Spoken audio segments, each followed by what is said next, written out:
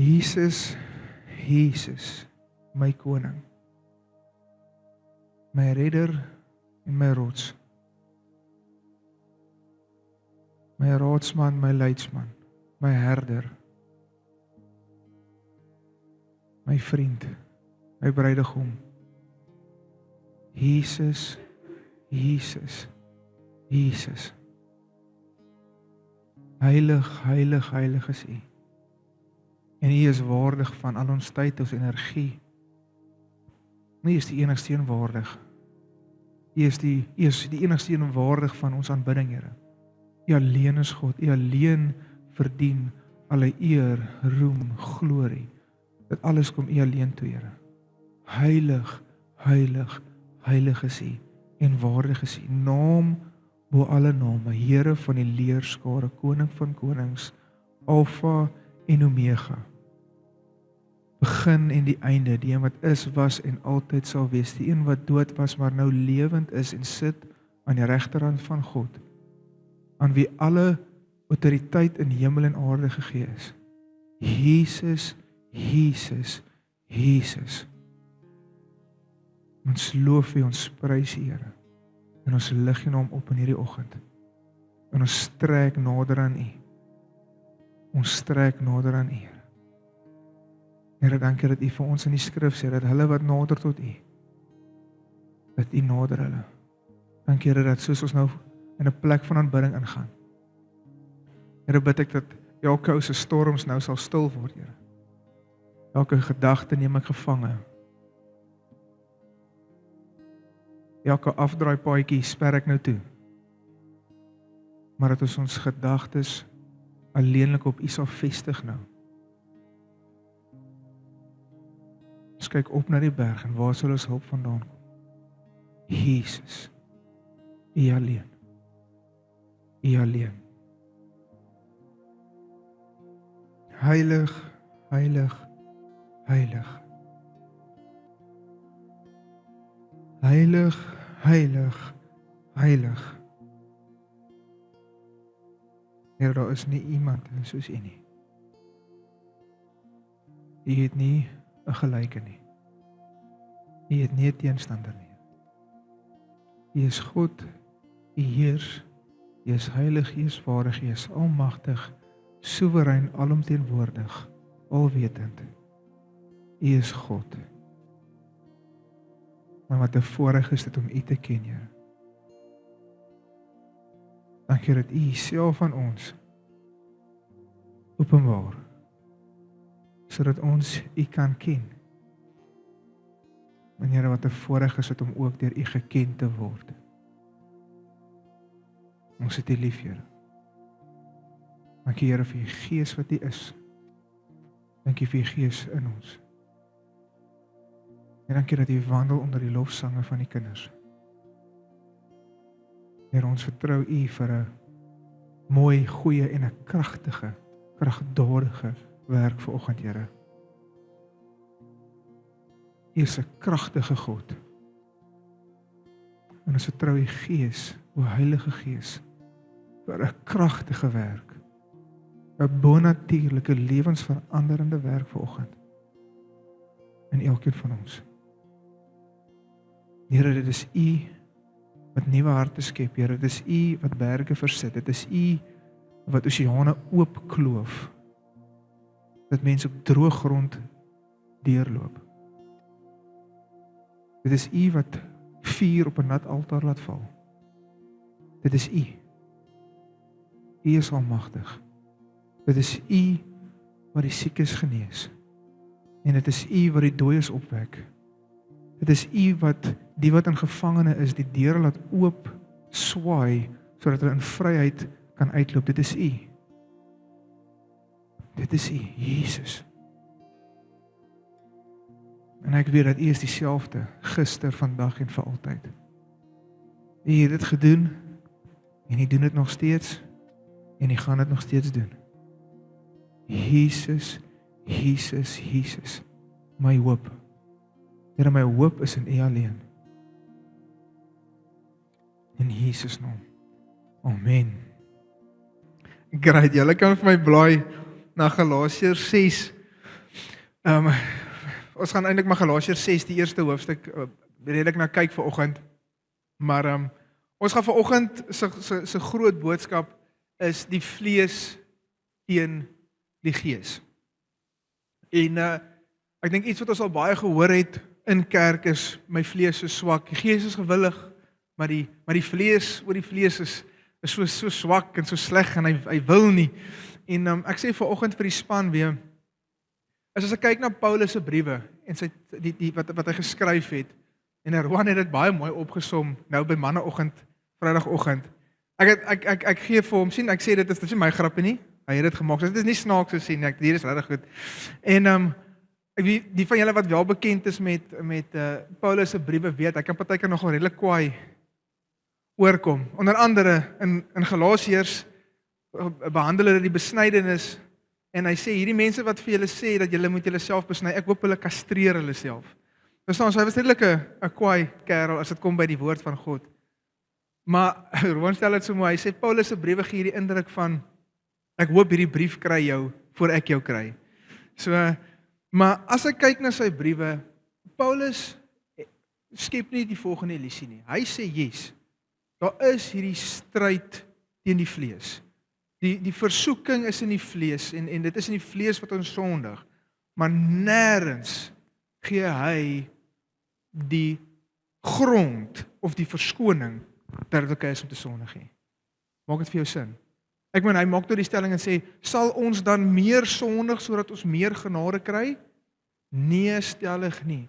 So al het Paulus hierdie waarheid van dit daar is in jou vlees wat jy versoek word en jy gaan versoek word vir die res van jou lewe. Jesus was versoek en hy was perfek, maar hy was versoek maar tog sonder sonde. En ek wil hê jy moet weer die skrif sê, hy was versoek in alle maniere, maar tog sonder sonde. So ons sien in die skrif hierdie stryd met vlees teenoor ons gees, maar nêrens sien ons dat daar 'n verskoning is om in die vlees te sondig nie. Al is daar die stryd. Maak dit vir jou sin? So vanoggend se preek gaan oor ek wil jou bemagtig om meer in die gees te wandel, sodat jy die vlees kan uitoorlê. Want ek dink soveel keer voel ons die vlees oorheers ons. Ons voel ons kom nie vorentoe nie en ek sukkel, maar ek glo as ons 'n verkeerde verstaan het van die vlees en die oorlog totaal en al verkeerd beklei. Want ons wil die gees uitoorlê. Ons is so gereeld besig, sonder dat ons dit partykeer in onskuldige goedjies besig is om in die vlees te saai. As jy in die vlees saai, kan jy nie verwag om in die gees te oes nie. En as ons kyk in Galasiërs, die boek van Galasiërs is, hierdie mense is gered, hulle het Jesus aangeneem, Paulus het die evangelie vir hulle gebring, en toe kom daar, en Petrus is by hulle, en Petrus het gelewe soos hulle, hy het geëet wat hulle geëet het, hy was tussen hulle gewees, maar toe kom daar 'n klomp slim skrifgeleerdes, en begin vertel hulle, nee, maar jy moet nog hierdie ook bydoen vir redding, en jy moet nog hierdie ook bydoen vir redding, en jy moet nog jou besny ook vir redding, en jy moet al hierdie, hulle bring weer die Joodse tradisies, probeer hulle afforceer op hierdie heidene, en Petrus ongelukkig in hierdie boek vou onder die groepsdruk, en hy begin homself weer een kant hou, weg van die heidene, want hy is eintlik 'n Jood. En Paulus kry nuus van dit, en hy sê, ek hoop julle kastreer julle self, en hy is hierdie heeltyd besig om vir hulle te verduidelik, dat niks wat jy in die vlees doen, kan jou red nie. Jesus red jou. Uit geloof uit, punt finies klaar. Hoe is Abraham gered? Deur te glo in God se woord, selfs as ons glo in die kruis, en die dood en die opstanding van Jesus, en daardeur sal ons gered word. So hierdie boek behandel juist die feit dat jy nie deur werke gered word nie. Die eerste ding gaan heeltyd daaroor, jy word nie deur werke gered nie, jy word gered deur geloof, en in Jesus Christus is jy geregtig. Maar ons sien in hoofstuk 5, waar hy so 'n bietjie 'n draai maak in die sin van, maar as gevolg van julle geloof, vloei dit uit in liefde, in dade van liefde. In liefdesdade vloei jou geloof dan uit. So ons sien in die boek dat geloof is nie sonder werke nie. Soos wat Jakobus, ek weet mense hardloop altyd na die boek van Jakobus, wys vir my, maar hier sien ons dit in Paulus se tekste ook, dat geloof in Christus, redding, lei tot liefdesdade. Amen, julle is nog by dit. En dan sien ons in Galasiërs 6 wil ek die volgende vir julle lees. Ek dink nie die hele Galasiërs op nie, maar ek gaan dit nou sommer vir jou, nee, Hendrik, raai is Genesis by vriend, jy is ver onder. Ek sien nie G en toe gaan ek vir hom. Great. Broeders, vers 1, ek dink ek het vers 8 gegee. Ja, jy kan maar net vers 8 gooi as dit daar is. Broeders, as iemand ewenwel deur een of ander misdaad oorval word, moet julle wat geestelik is, so een reg help met die gees van sagmoedigheid, terwyl jy op jouself let, dat jy ook nie versoek word nie. Ek wil eers daar stop. So hier sien ons, is dit geestelik? Is dit Christelik? As ek sien 'n broer sukkel met iets, om na hom toe te gaan en sê, dit wat jy doen is verkeerd. Kan ek jou help? Of judge ek? Nee? Want dit is hoekom daar so beweging is van die vyand om ons mag tog net nie vir iemand sê hulle doen iets verkeerd. Ek weet julle daai video nou net laasweek gekyk, die van julle wat daar was, ek dink dis 'n briljante video van die ouetjie wat op die afgrond afstap, maar niemand wil hom waarsku nie, want net nou voel hy hulle oordeel hom. Maar ek wat na Riarko toe kom en sê, "Jesus Riarko, ek sien jy sukkel met hierdie. Jy's besig, ek sien hierdie sonde in jou lewe. Kan ek jou help?" Daai is skriftuurlik. Ek doen wat die woord sê. En hoe sê dit moet ek dit doen? In sagmoedigheid. Ek gaan nie en ek druk 'n vinger en sê, "Jy is sleg." Wat doen jy nie? Daai is verkeerd. Want jy sien, wat eindig daai vers met? Daai vers eindig weer sodat jy nie self in die versoeking val nie. Nou kom ons net om daai vir 'n konteks te verduidelik. Kom ons sê hy sukkel met drank. Ek wat vir hom sê, ek sien jy sukkel met drank, kom ek help jou, beteken nie ek is gevaar om ook in die gevaar om nou met drank te begin sukkel nie. Dis nie waar daai teks oor gaan nie. Daai teksvers gaan oor nederigheid en hoogmoed. Ek kom nie na hom toe om hom te help uit 'n plek van ek's beter as jy nie.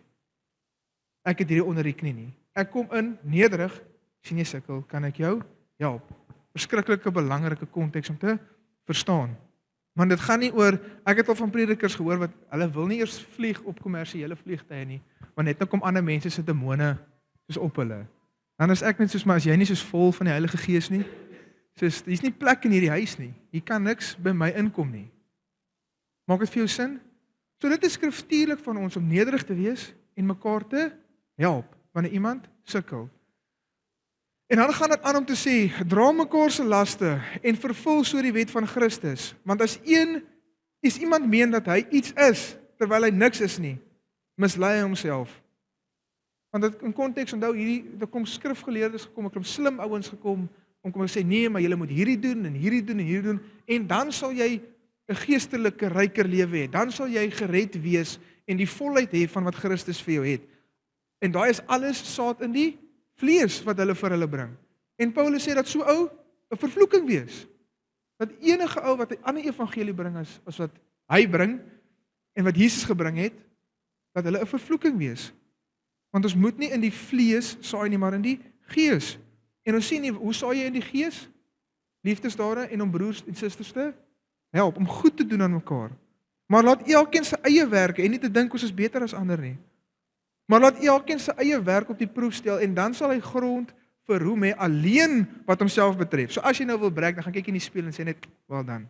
Okay? Ek het also verby die spieël gestap en gesê, "Hey, jou specimen." Maar dis net ek. Nee, ek het met Jesus se geboorte. Dis dit mos kyk, daar's so 'n groot stryd tussen normaal kraam en keisersnit en soos maar een is beter as die ander een. En toe het ek myself so getroos. Ek stap by een oggend by die hospitaal en ek sê vir myself, ek was 'n keisersnit. En kyk net vir my. Ek is okay. Dit gebeur hier binne. Ek roem by myself, okay? Hendrik. Want elkeen sal sy eie pak dra. Maar laat hom wat in die woord onderwys ontvang, meedeel van alle goeie dinge aan hom wat onderwys gee. Ek sien nou besig om weer geld gevra nie, ontspan. Dis nie die fokus vir oggend nie. Moenie dwaal nie. Dit is belangrik, maar nie die fokus vir oggend nie. Moenie dwaal nie. God laat hom nie bespot nie, want net wat die mens saai, dit sal hy ook maai. Hy wat in die vlees saai, sal uit die vlees verderf maai. Maar hy wat in die gees saai, sal uit die gees die ewige lewe maai. Nou ek weet, ons hoef nie verskriklik boere te wees of kennis te wees rondom boerdery nie, maar dit wat in die grond sit kom uit. 'n Boer saai nie onkruid op lucern en hy verwag koring nie. En dis dieselfde in die koninkryk.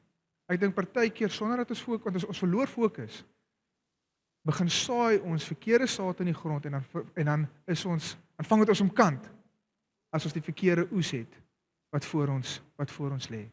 En ek wil hê jy moet die volgende beginsel besef. As ek vandag saai, dan maai ek vandag se saad. Wat maai ek oormôre? Hier vandag sin. Nee, want is klaar gemaai. Ek oormôre maai ek môre se saad. So ek wil hê jy moet sien, hierdie is nie een keer saai klaar, dan is ek gesort vir die res van my lewe nie. 'n Boer saai nie een keer en hou oes hy vir die res van sy lewe. Ek dink hulle sal hoop dit werk. So dit sal nogal dink 'n boer wat daai saad kry sal 'n ryk man wees. Maar die beginsel van om gereeld aanhoudend elke dag moet ons onsself die vraag vra, Here, waar is ek besig om in die vlees te saai en daai sluise toemaak? En Here, waar kan ek meer in die gees saai? Waar kan ek meer in die vlees, in die gees wees? Want Paulus maak dit baie duidelik dat ons is nie. Ek wil vir jou sê, as jy hier sit en jy's 'n kind van God, jy het Jesus Christus aangeneem as jou saligmaker en jou verlosser, is jy in die vlees. In die gees, sorry. Is jy in die gees? Jy is reeds in die gees. Paulus sê dit in Romeine 8, vers 9. Jy is in die gees. Maar hoekom maai ons baie keer in die vlees? Want ons compromise. Ons saai op die verkeerde plekke. En dit is nie noodwendig altyd net sonde nie, dit is klein goedjies baie keer wat toelaat dat die vyand plek het in ons lewe. Jesus in Lukas 8 praat hy van die saad wat gegooi word op die pad tussen die klippe en tussen die onkruid en die goeie grond. En wat is daai saad wat hy gesê het gesaai word? Die woord van God. Soos vanoggend kom ek en ons saai die woord van God in jou lewe. Die saad, daar's niks fout met die saad nie. Die saad, ek kan dalk 'n paar sinkonstruksies verkeerd kry, maar die saad is die woord van God. En die grond waarop dit val is die probleem. Want op die pad het die voeltjies dit opgepik, hulle het dit nie verstaan nie. Klip en tussen die klippe het dit vlak wortels geskiet, verdrukking kom toe kon hulle nie aanhou lewe nie. Maar toe dit op die goeie grond val, wat gebeur toe? Toe groei dit en dit bring vrug na vore. Almal van ons, wie wil vrug hê in sy lewe? Almal van ons. Maar hoe moet jy vrug in jou lewe kry? Saai. Saai en seker maak dat die saad wat in jou hart val, dat jou hartskondisie goed is, want dis jou verantwoordelikheid. Maak dit vir jou sin? Great. Hoe het ek gesê, great. Hierdie is 'n belangrike punt. Die Israeliete word gesê om die beloofde land in te neem en almal in die beloofde land uit te dryf. Die van julle wat nou al Josua gelees het. Het hulle dit gedoen? Nee, hulle het dit nie gedoen nie. Hulle was nie gehoorsaam aan God se woord wat gesê het verdryf almal nie. En wat sê God toe later na Josua? Omdat julle dit nie gedoen het nie, sal ek hulle as 'n doring gebruik in julle vlees. Dit sal julle altyd vir julle 'n doring wees en ek sal hulle nie uitdryf nie.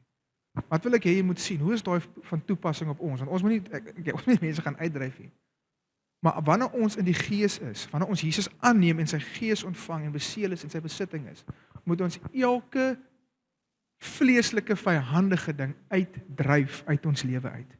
Enige ding wat vlees saai of saad is in ons lewe, moet ons uitdryf, want die gevaar van om dit te troetel is ek sukkel met hierdie sonde. Ek sukkel met hierdie ding. Ek kry dit nie uitgesort nie. Want hoekom? Want ons is heeltyd besig om dit kos te gee. Ons gee dit plek. Ek wil die volgende vir jou sê. Wie glo dat dit wat Jesus Christus aan die kruis gedoen het is voldoende? En dit is genoeg. Almal van ons. Ek hoop jy doen. Daar is nie die kruis en appendix A en B en C, jy moet nog hierdie doen nie. Dis wat hierdie ouens kom sê het. En Paulus sê, sny af. Want Jesus se kruis is voldoende. So ons moet net besef is, hoe kan ons, wat die realiteit van dat ons in die gees is in dit wandel en nie in die vlees nie. Julle is nog by? Great. Romeine 8. Ek wil eintlik van vers 8 af sommer lees. Ek het so 'n paar ekstra verse by vanoggend. Romeine 8 vers 8 lees as volg. En die wat in die vlees is, kan God nie behaag nie. Wil jy moet dit weet, ons kan nie God in die vlees behaag nie. Julle is egter nie in die vlees nie, wat soos ek nou net gesê het, maar in die gees, as naamlik die gees van God in julle woon. Maar as iemand die gees van Christus nie het nie, die behoort nie aan hom nie. Maar as Christus in julle is, dan is die liggaam dood vanweë die sonde, maar die gees is lewend vanweë die geregtigheid. Julle is egter nie in die vlees nie, maar in die gees, as naamlik die gees van God in julle woon. Maar as iemand die gees van God nie het nie, die behoort nie aan hom nie. So wat beteken dit? Jy wat die gees van God het, behoort aan hom. Jy is geseël, jy is sy besitting, jy is sy kind. Jy is deel van die familie. Dink aan die verlore seun wat teruggekom het, hy kry 'n ring. Hoekom 'n ring? Maar dit het die familie seël op. Hy is deel van die familie. Hy is nie 'n slaaf van die huis nie. Hy is nie slegter af as sy broer wat nooit weggegaan het nie. Hy is weer terug, hy is herstel. Hy is in die familie van Christus. Matteus 19 vers 16 wil ek vir julle lees.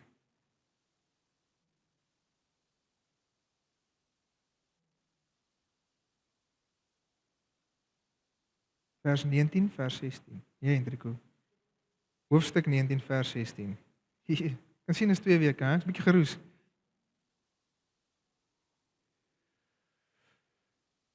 En daar kom een na hom en sê vir hom: Goeie meester, watter goeie ding moet ek doen dat ek die ewige lewe kan hê? En hy, Jesus, sê vir hom: Waarom noem jy my goed? Niemand is goed nie behalwe een, naamlik God. Maar as jy in die lewe wil ingaan, onderhou die gebooie. Hy vra hom: Watter een? En Jesus sê dit: Jy mag nie doodslaan nie, jy mag nie egbreek nie, jy mag nie steel nie, jy mag geen valse getuies gee nie. Eer jou vader en jou moeder en jou naaste moet jy lief hê soos jouself. Die jongman sê vir hom: Al hierdie dinge het ek onderhou van my jeug af. Wat kom ek nog kort?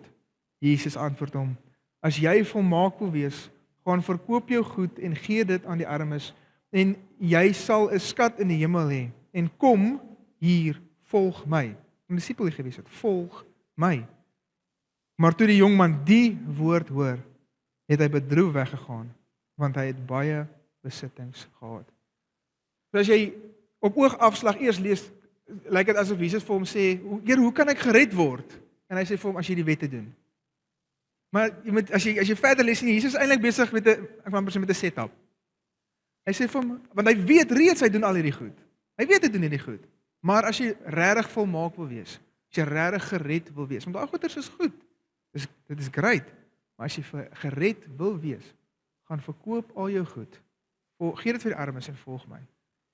Is dit verkeerd om ryk te wees? Nee. Nee, dit is nie. Want hy sê dit is moeiliker, dit is makliker vir 'n kameel om deur die oog van 'n naald te gaan as vir 'n ryk man om in die hemel te kom. Maar net daarna sê hy, wat vir God, wat vir mens onmoontlik is vir God moontlik. Ek wil vir jou sê, dit gaan nie net oor die ryk jong man nie. Om gered te word uit eie werke uit, soos wat hy gesê het aan die begin, is vir almal van ons onmoontlik. Dit is meer as net die ryk jong man. Om gered te word uit menslike werke is onmoontlik vir mens. Jy kan dit nie doen nie. Gaan nie net oor hy ryk was nie. Maar vir God is redding moontlik, want hy het dit gedoen vir ons. Maar wat was die ryk jong man se probleem? Hy het gelewe in die vlees. Sy vlees was vir hom te belangrik geweest. Dit wat hy gehad het. As hy bereid was om dit weg te gee, om dit op te gee en om Jesus te volg, want Jesus sê hy wat my wil volg met sy lewe neerlê, sy kruis optel. So hy 'n disipel gewees het van Jesus. Maar hy kon dit nie doen nie, hy het 'n droefheid en hy gaan met 'n droefheid in sy hart weg. Want dan dink hy weet waarvoor hy nee gesê het. Maar hy kon nie verby die realiteit gekom het van dit wat in die vlees vir my belangrik is, my gemak, my sekuriteit. Dit waarvoor ek gewerk het en geërf het, is vir my belangriker as om die Messias te volg. Hy kon nie verby sy vlees gekom het en die gees keuse gemaak het nie. Jy sien hoe die vlees ons kan weerhou van 'n persoon wat 'n roeping sou gehad het, wat gewandel het saam met Jesus Christus.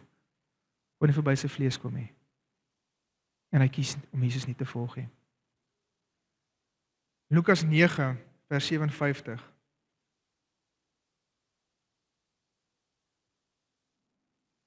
Soos volgende teksdeel.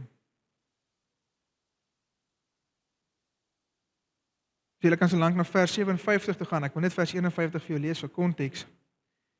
En toe die dae van sy opneming nader kom, het hy, Jesus, sy aangesig gerig na Jerusalem, om na Jerusalem te reis. Hoekom? Want sy tyd is naby. Jesus weet die pad waarop hy is, eindig by die kruis. So hy weet waartoe hy op pad is. Dit is baie belangrik dat jy weet waartoe Jesus op pad is. Psalm 57. Want ons wil hom volg. So dit is nogal redelik belangrik om te weet waartoe hy op pad is. Vers 57. En terwyl hulle op reis was, sê iemand op die pad vir hom: Here, ek sal u volg, waar u ook al mag gaan. Jesus weet waartoe hy op pad is en hy nooi hom nou saam op hierdie pad. Toe sê Jesus vir hom: Die jakkals het gate en die voëls van die hemel het neste, maar die seun van mens het geen plek waar hy sy hoof kan neer lê nie. Jakkals en voëls, nie baie groot aansienlike soos hooggeagte diere nie. So hy vergelyk hom, want jy moet verstaan, hy sê seun van mens. Wat hy verklaar homself as Messias.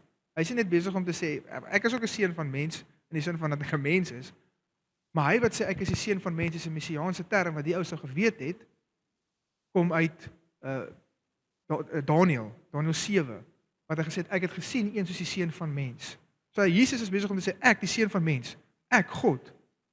Jy wil my volg, jy's 'n skrifgeleerde, jy wil my volg. Ek wil net hê jy moet weet wat die prys is. Want in die vlees het ek nie baie nie. In die vlees het ek nie eens 'n plek om my kop neer te lê nie. Maar in die gees. Maak dit vir jou sin? Dan is daar nog 'n voorbeeld. Toe sê Jesus vir hom, en Jesus sê aan 'n ander een, volg my. Maar hy antwoord, Here, laat my toe om eers my vader te gaan begrawe. En Jesus sê vir hom, laat die dooies hul eie dooies begrawe. Maar gaan jy en verkondig die koninkryk van God. Dit klink so 'n harde stelling. As jy dit net so lees, dan klink dit soos Jesus. Hy klink onsimpatiek, né? Laat die dooies begrawe.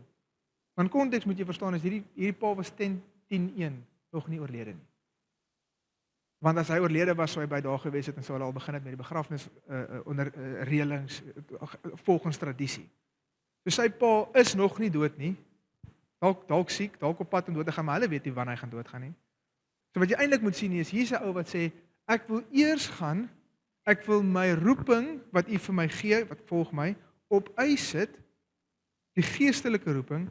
Ek wil eers in die vlees by die huis gaan wees volgens by my pa, hulle sodat wanneer hy doodgaan, eendag, ek weet nie wanneer nie, ek wil eers my erfdeel kry. Ek wil eers my porsie hê. Dan, Here, as ek net eers gekry het wat my toekom, dan is ek reg.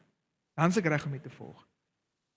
En ek dink ons kan maklik ook verskonings maak as ons moet dood eerlik wees met mekaar. Ek is nie lus om kursusse te kom. Ek sê daar is nou 'n kursus by die kerk maar nie lus nie. Moeg, is laat, harde week gehad. Woordskool. En ek kan nou net van ons konteks praat. Ek weet nie wat jy maar verstaan jy hoe ons in ons konteks ook baie verskonings kan maak om nie die Here te volg op die pad wat hy voor ons gesit het nie, omdat ons vleeslike keuses maak. En dan wanneer die druk kom, is ons partykeer verbaas dat dit wat uitkom nie gees is nie. Maar dit is omdat ons partykeer konstant. En ek praat met myself hierso. Wie moet weet as ek 'n woord gepreek het hiervoor dan is ek deur hom. Ek het hierdie woord al so 3 weke terug gekry en toe preek 2 ander mense. So ek is al rukkie besig om hierdie toets te stap, om konstant besig te wees. Vanoggend, ek is 'n bietjie siekerig. My seentjie is baie siek. Hy hoes is 'n groot mens. Dit is nogal interessant om in die bed te lê en nou hoes 'n man nie langs jou. En dan sien jy en dan sien jy is nie 'n klein seentjie. En hy het my aangesteek. So vir my vanoggend is 'n beklei teen die vlees hoor. Ek het kom in lyn. En al baie in my lewe dan was ek altyd lus om goed te doen nie. Ons is nie altyd lus nie. Maar imagine ons het net gedoen vir wat ons lus is. Ek wil vir jou sê, jy kan uit 'n plek uit van nie lus nie, jou roeping mis. En die pad wat die Here vir jou uitgelê het en beplan het, wat hy vir jou gesê het, ek het hierdie vir jou, kan jy op uitmis uit 'n plek uit van ek is nie lus nie. En soos ek sê, preaching to myself as well. Maar soos ek sê, dit is 'n elke dag besluit. Here, ek gaan nie vandag doen wat my vlees wil hê nie. Ek gaan doen wat in my gees vir my môre oes gaan gee in die gees. En Jesus sê vir hom dat die dooies begrawe, vers 61. En 'n ander een het ook gesê, Here, ek sal U volg, maar laat my eers toe om afskeid te neem van die huis wat in my huis is. Van die wat in my huis is. En Jesus antwoord hom, niemand wat sy hand aan die ploeg slaan en agtertoe kyk, is geskik om die koninkryk vir die koninkryk van God nie. Hy wil eers tradisie en familie gaan groet het. Maar hier sê Jesus tradisie en familie, die koninkryk van God is belangriker as dit. Is familie vir God onbelangrik? Nee. Inteendeel, hy hang aan die kruis en hy sê vir Johannes, kyk na my ma. Seun, ma, seun. Dat iemand na sy ma kyk. Eer jou vader, jou moeder is die enigste gebod wat 'n belofte aan het. Dis belangrik vir God. Maar wat sê hy hierso? Dat ons kultuur, ons Afrikaner kultuur, wat dit ook al behels van dalk net een keer 'n Sondag kerk toe gaan en soos wat ons moet tog net nie te gelowig wees nie of wat dit ook al mag wees. Dit is onder die opdrag van God. As God sê kom, dan sê ja Here, ek sal. Ja Here, ek sal. Ek sal my hand op die ploeg sit en nie terugkyk nie. Lot kyk sy vrou kyk terug. En dit was nie op 'n ongeluk terugkyk nie. Haar hart het terugverlang na die lewe wat sy gehad het in Sodom. Maak dit vir jou sin? Dink prakties nou aan, hulle is besig om te ploeg.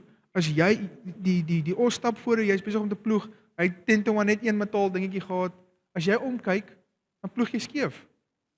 Of jy ploeg 'n klip raak wat jy nie moes raak gepluk en jou gereedskap breek.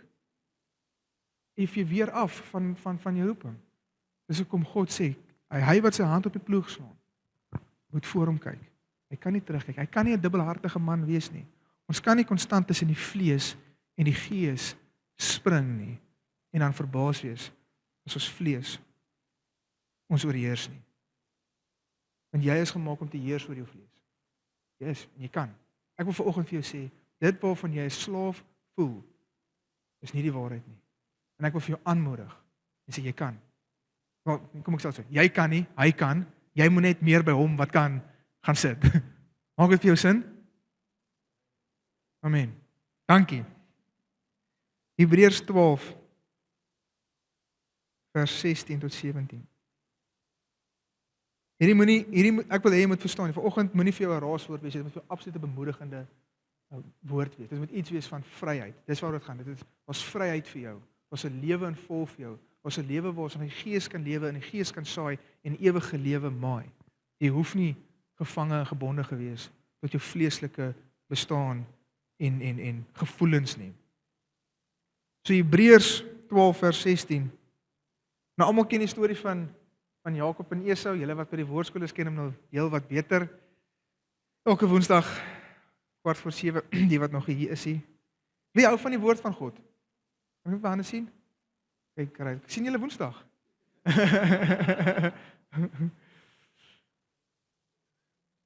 Laat niemand 'n hoereerder wees nie of 'n onheilige soos Esau wat vir een spysgereg sy eersgeboortereg verkoop het nie. Want julle weet dat hy, toe hy ook later die seun wou beerwe, verwerp is, want hy het geen geleentheid vir berou gevind nie. Al het hy dit met trane vurig begeer. Esau is die oudste. Die verbondslyn sou deur hom gekom het. Ons weet as vir hom profesie, dit sou nooit deur hom gegaan het nie, want God het geweet wat hy gaan doen. Maar hy was die oudste, hy sou dit geërf het.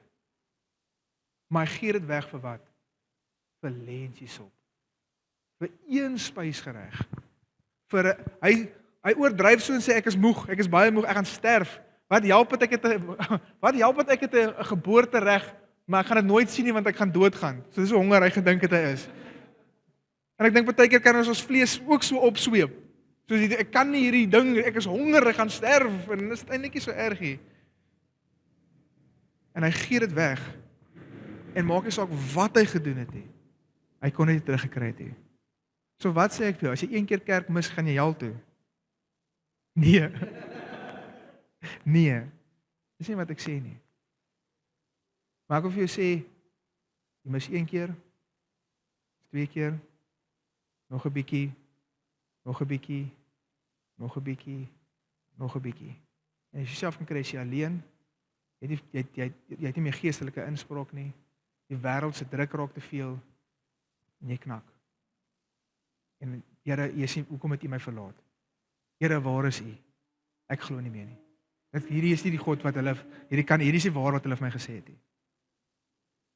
Ek wil amper op rekord gaan en sê baie mense wat wegdraai van die geloof, is omdat hulle ophou in die samekoms van gelowiges gekom het. Kerk red jou nie, maar hy hou vir jou gered.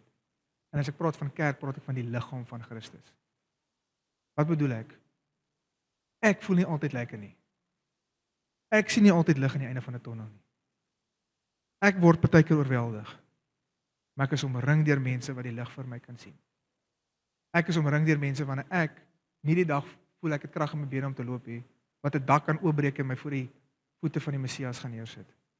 En dis wat die kerk is, dis wat die liggaam is. Dis hoekom dit nodig is dat ek nie een kant verlam lê en vergeet te lê en ergens op 'n stuk net besluit ek kan nie meer nie. Is oor dit. Maak dit vir jou sin? En dis waar die Hebreërs gaan. Die Hebreëse kerk was onder vervolging.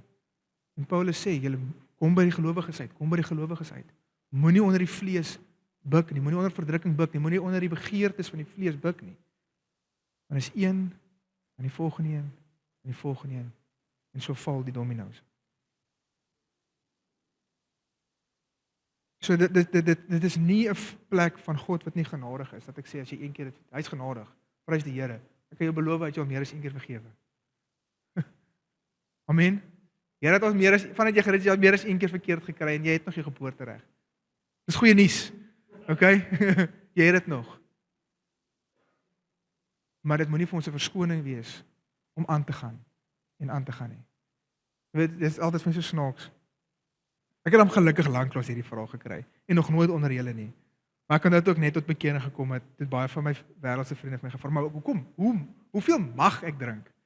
En dan probeer jy vreeslik skarrel tot 'n antwoord en goed, maar nou dat ek bietjie meer af van die pad is, wil ek amper sê, kom ek agter, dis eintlik 'n baie simpel vraag. Dus hoekom wil jy nou kyk tot waar kan ek gaan voor ek nou soos by 'n afgrond, soos jy weet jy mag by 'n afgrond afspring, jy gaan jou vrek val. Maar ek gaan by hom gaan staan. En dan gaan ek okay wees. So dit is eintlik vir my baie snaaks. Ek het hier geskryf, Hendrico, hoekom sukkel ek dan so met my vlees? Want ons eet te veel lentjies op. Ons eet te veel lentjies op. Ons begin sukkel in die vlees, sodra ons om te veel kos gee. Wanneer ons te veel begin ingee oor die vleeslike begeertes en nie goeie selfdissipline, geloofsdissipline, ek wil amper sê godsdienst, want godsdienst is 'n goeie ding as jy hom reg beoefen. Goed om selfdissipline te hê rondom ons geloofslewe. Want wanneer die druk kom, want dis gewoonlik wat vir jou sê waarvan iemand gemaak is, as die druk kom, dan kom jy vinnig agter waarmee was jy besig om jou vol te maak. Kom die vrugte van die Gees uit of kom alentjies op uit? Ek gaan nou probeer 'n praktiese ding uitbeeld vanoggend. Jarke, jy gaan met my help asseblief. So, o gits, as hy. Hou net so vir my vas asseblief.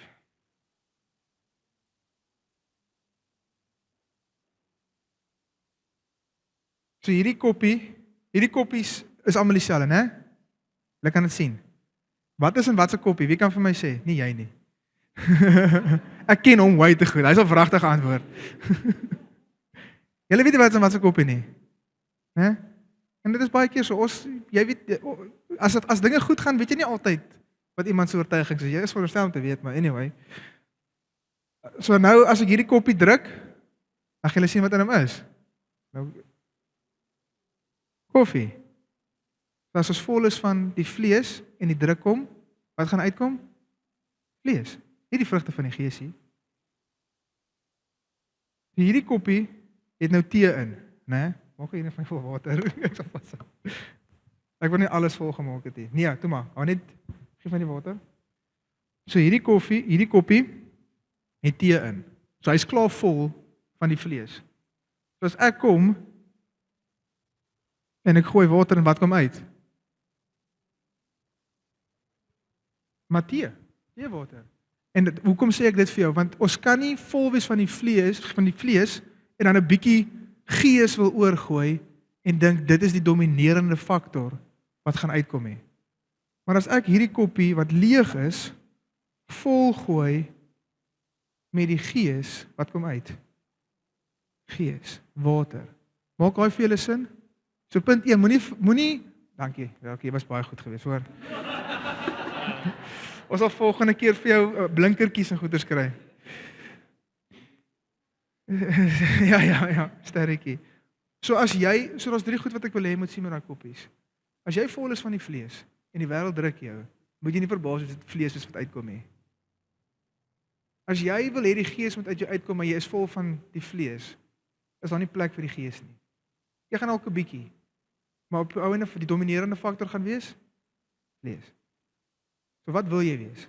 Jy wil 'n leë koppie wees voor die Here en sê, Here, ek gooi al my vleeslike begeertes, gooi ek voor U uit. Hier is my sonde. Ek is jammer, Here, ek bely dit. Dit is belangrik om jou sonde te bely. Kom maak my nou vol van U. Sodat wanneer jy gedruk word, dat hy is wat uitkom. Die vrugte van die gees, soos Galasiërs 5 van praat. Dat dit is wat uitkom.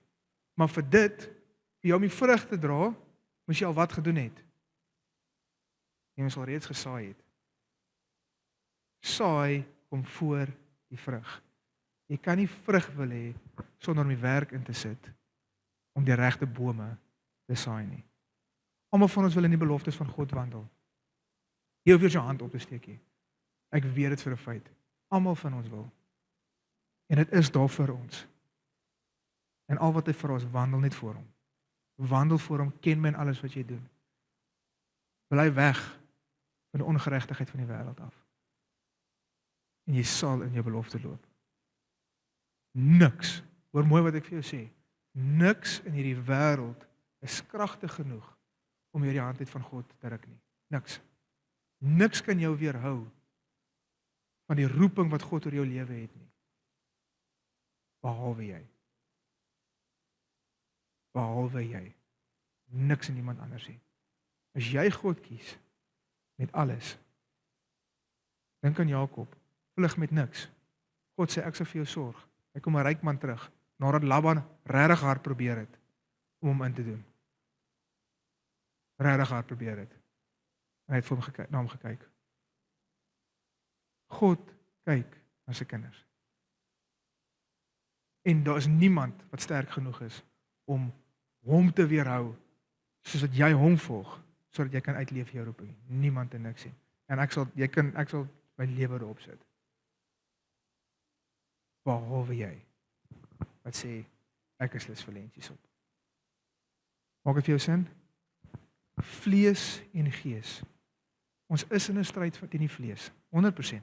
Ons is nie altyd lusie, ons is partykeer emosioneel, daar is versoekings, maar, broeders, julle is nie in die vlees nie. Julle is in die gees.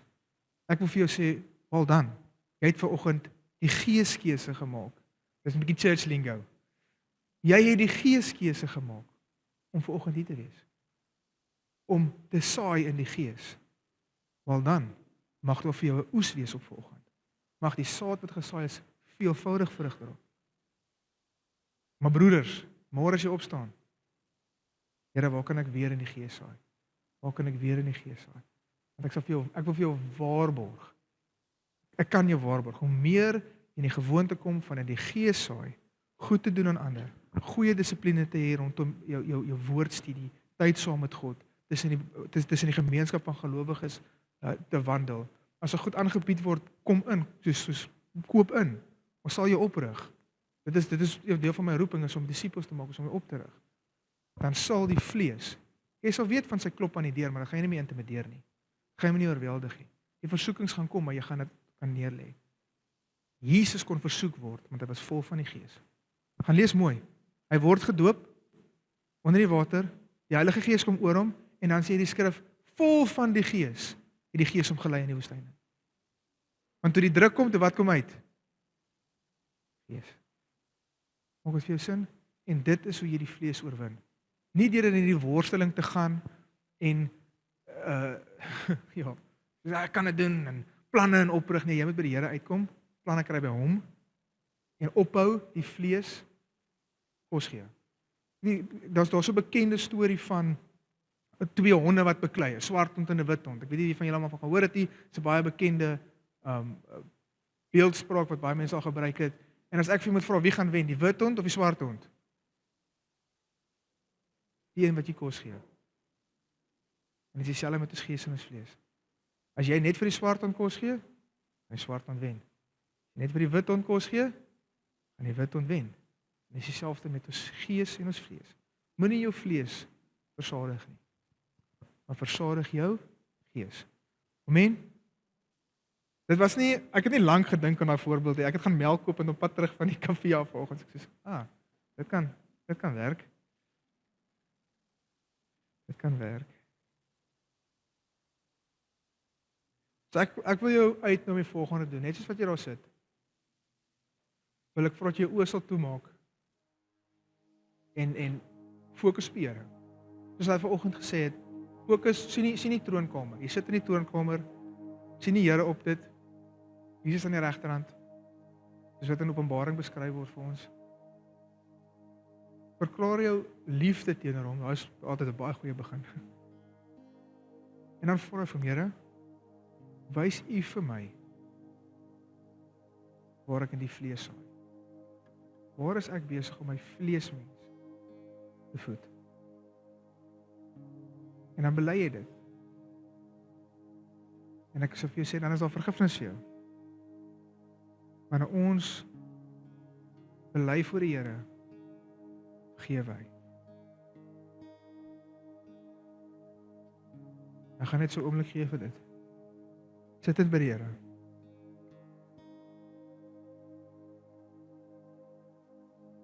Jesus.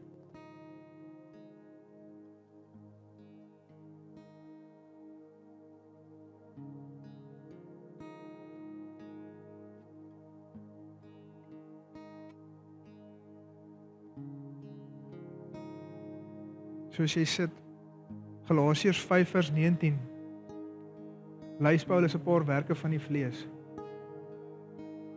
Nou van dit beoefen ons nou nie regtig in ons tyd heeltemal soos hulle hier nie, maar luister mooi. Oorspel, hoerery, onreinheid, ongebondheid, afgoderry, towery, vyandskap, twis, jaloersheid, toornigheid, tweedrag, partyskap, afguns, moord, dronkenskap, brassery en dergelike dinge waarvan ek julle vooraf gesê het. Soos ek al vroeër gesê het, dat die wat sulke dinge doen, die koninkryk van God nie sal beerwe nie. Maar wanneer ons skuldig is aan hierdie goed en ons lê dit voor die Here neer en ons vra vir sy vergifnis, dan is dit daar en hy verwyder dit. Maar dit is nodig vir ons om opsetlik na hom te gaan en sê, Here, hierdie is waarmee ek sukkel. Hierdie is wat ek verkeerd kry. En help my om dit nie weer te doen nie.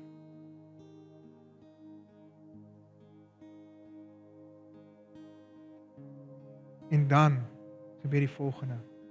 Here, dankie dat soos ons bely, bring die volgende na vore. Maar die vrug van die Gees is liefde, blydskap, vrede, lankmoedigheid, vriendelikheid, goedheid, getrouheid, sagmoedigheid en selfbeheersing. Teen sulke dinge is die wet nie. Dit is die vrug wat ons wil dra, Here, en dis die vrug wat ons wil eet. Is vrug van liefde, blydskap, vrede, lankmoedigheid, vriendelikheid, goedheid, getrouheid, sagmoedigheid en selfbeheersing. Here, dit is die vrug wat ons wil eet. Dit is die vrug wat ons wil dra. Here, daar waar ons in ons vorige lewe verkeerde saad gesaai het, Here. Dankie dat U ons vergewe nou. Waar ons dalk oor hierdie naweek verkeerde saad gesaai het, waar ons in die vlees gewandel het, Here, om vergewe ons, Here. Here, ek bid dat U daai saad wat gesaai is tot nuut sal maak, Here.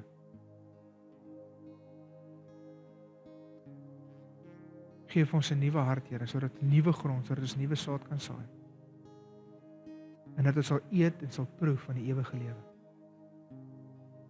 Here, U is God en U is koning en ons stel onsself onderdanig aan U as 'n diensknegt om te doen dit wat U sê.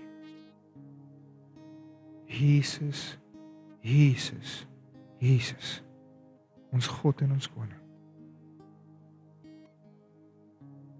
Dankie, Here, vir die mooi werk wat U vanoggend kom doen. Van herstel.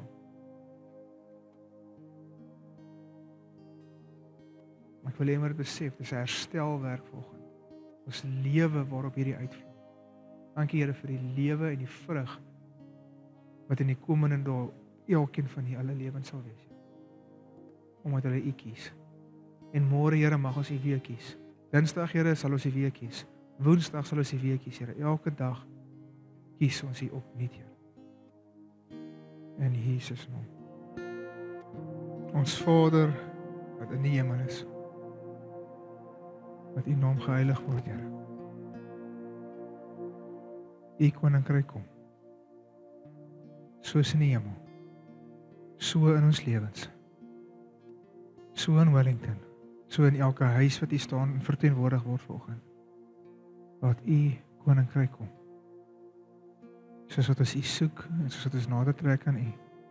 Dankie dat U ons loon is. Here, daar is vir ons geen beter loon as U. Mag U altyd my loon wees, Here. Om al die dae van my lewe te wandel in die huis van my Here. Mag U altyd my loon wees. In Jesus naam. Amen. Ek gaan gou sit asseblief. Ek kon net gou nog so ek nog okay, deel 2. Nee, ek Nee, ek wil net afsluit by die volgende. Pastore 3 afsluite is, julle weet ek het begin met om met na iemand toe te gaan in sagmoedigheid. En nou dis nie 'n random gedagte nie, dit sluit eintlik die preek af. Is identifiseer iemand in jou lewe wat jy kan vertrou om jou, ons praat van in Engels van 'n accountability partner. Ek ken nie die Afrikaans nie, ek kan my ma vra, sy sal weet. Maar kry 'n accountability partner. Iemand wat vir jou reguit sal sê. En dit my vrou sê vir my reguit, so ek is gesort. Prys die Here daarvoor. Want ek het dit nodig. En maar kry iemand wat vir jou sal sê en wees daai persoon vir iemand. Wat is want ons baie keer verloor ons 'n bietjie trek. Ons fokus is altyd so lekker nie.